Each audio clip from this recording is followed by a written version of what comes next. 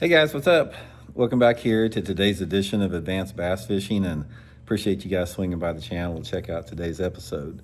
We're going to be talking about the fall transition. If you've been bass fishing very long, you've heard of people talking about it. There's a lot of myths and misconceptions surrounding what it is and even if it exists. So I'm sort of going to give you guys a real world perspective on what it is and how you can use it to your advantage as far as selecting the right areas and techniques. And we'll get into that in today's video. And also, guys, sorry that this week I've been at a tournament at Lake the Ozarks, so I know the videos have been, a couple of them have been missing. I haven't been able to get one out every day, so going to try to really get back on schedule here coming this following week. Also, guys, real quick before we get started, just want to remind everybody, please check out the end of summer sale at on my Solar Bat Series RB2 and RB3 series sunglasses. Right now, guys, you can get them through October at 30% off, and every purchase with a pair of my glasses, you get a pair of hard case that goes with them for Solar Bat. And if you use the promo code RandyB, capital R, capital B, you get free shipping and handling. And also, guys, I'll put that link in the description. Anybody interested in booking an on-the-water lesson with me for this fall, just shoot me a private message on my Facebook page, Randy Blaukat Professional Angler, and I'll get back with you with the details, so appreciate that. Okay, first the thing I want to say about the fall transition is it's basically a myth. It's like people have this preconceived notion that bass do certain things at certain times of the year, and while there is a transition that takes place, it's no different than any transition that is constantly occurring throughout the year, because what happens is conditions change in terms of like your daylight hours, get longer or shorter depending upon time of year. Water levels change, water temperatures change, water clarities change. All that revolves around the spawn, and basically the only thing bass do is they eat and make baby bass. That's their life. But these transitional periods are basically caused by those environmental factors. But a lot of people have this notion that in the fall, they call it the fall transition, and they say, bass, yeah, they're going to get real active because they're feeding up, getting ready for winter. Guys, this isn't true. Bass are not bears that hibernate during the wintertime. Bass eat all winter long, and they bite all winter long. So thinking that bass if you think that bass have this biological intuitive instinct in them to feed up like a bear does or something with berries in the fall time of the year because it has to hibernate, that's just not true. And then there's not this anticipation of winter coming for a bass. It's all about the conditions that you have that specific day that you're on the water. Now, here are some things that if you want to like call it a fall transition, that's fine, but here's some things that take place during the fall time of the year that basically change the mood and the personality of the bass, no different than any other time of the year.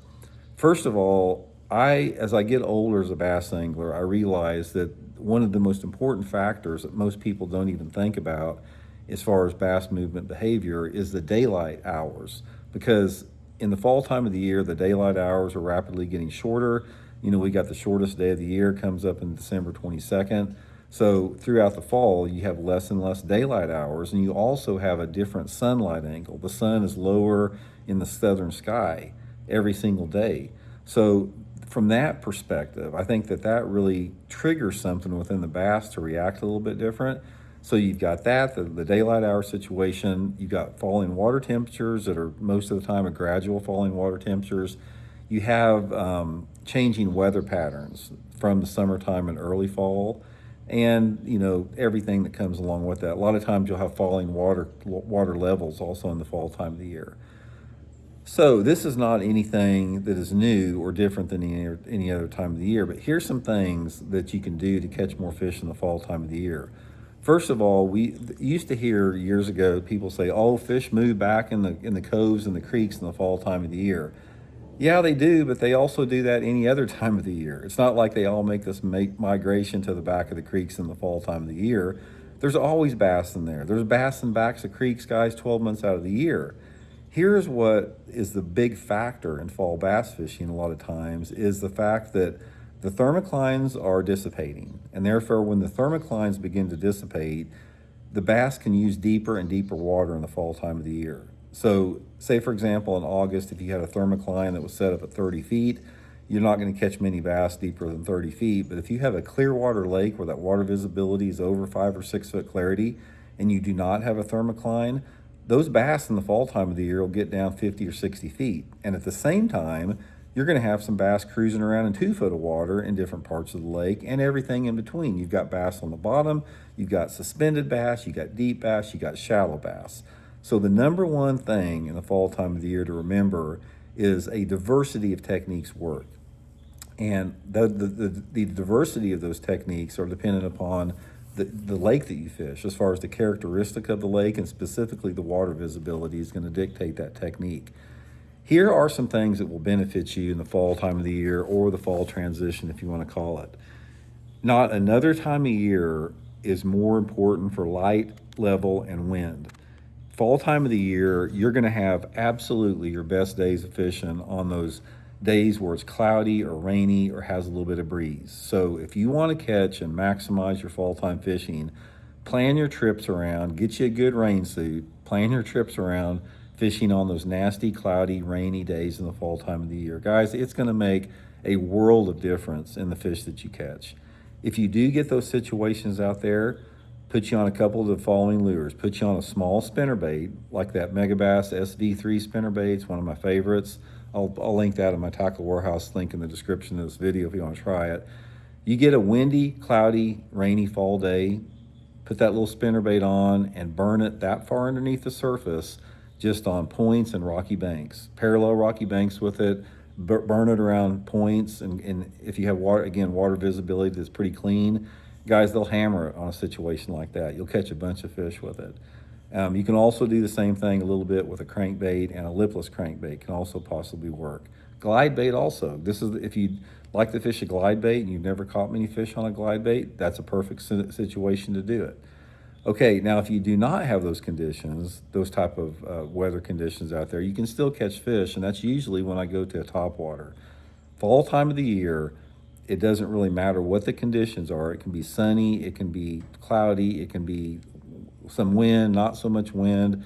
There's always going to be a good topwater bite during this, quote, fall transition. So anytime between like the middle of September and the 1st of November, I don't care, guys, what lake that you fish across the country, you're going to be able to catch some fish day in and day out on like some type of walking bait, like a spook, a buzz bait, a whopper plopper, a popper, like a popper or something like that, wake bait. You really just have to figure out the type of topwater they want for the lake specific that you fish to.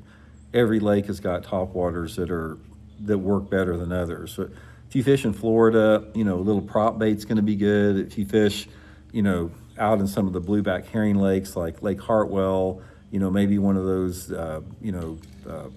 slosh baits. What are those things called? The pencil poppers, something like that could be good. If you're in my part of the country, like a whopper plopper or buzz bait or Zara spook's going to be good. So just remember that, guys. If you can't get anything else out of this video, remember 2 things. Burn that little spinner bait on cloudy days and fish a topwater the rest of the time. Now, there's also flipping bite, guys. There's also some shallow flipping fish to be caught. 2 of the Bassmaster tournaments I've won have come flipping jigs in the month of October. There's always some shallow fish to be caught with that. Most of the shallow flipping and pitching I like to do in the fall time of the year is on stained, off-colored water lakes that have a lot of shallow water cover. That can work pretty good. But the main thing, guys, is just pick and choose your days if you can. That's the best thing about it. Don't get really locked into, thinking one certain way about fish should or shouldn't be doing. And just remember that fish are really scattered out in the fall time. And however you like to fish, if you like to fish deep, you can catch them deep. If you like to fish for suspended fish, you can do that. Or if you like to fish dirt shallow, you can do that. Sort of just pick your technique and sort of just stay with it, because there's always some water that's going to be productive for that. So anyway, hope it helps you guys out. We'll talk later.